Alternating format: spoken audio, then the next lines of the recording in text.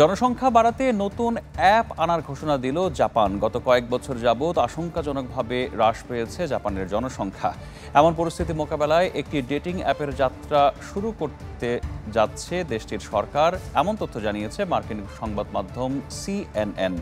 জাপানের স্বাস্থ্য, শ্রম ও কল্যাণ মন্ত্রণালয় এক পরিসংখ্যানে বলছে, গত বছর দেশটিতে মা প্রতি শিশু জন্মের হার ছিল 1.26%।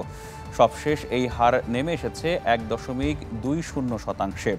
প্রতি বছর মা প্রতি সন্তান জন্মহার হ্রাসের ফলে শঙ্কিত জাপানের সরকার।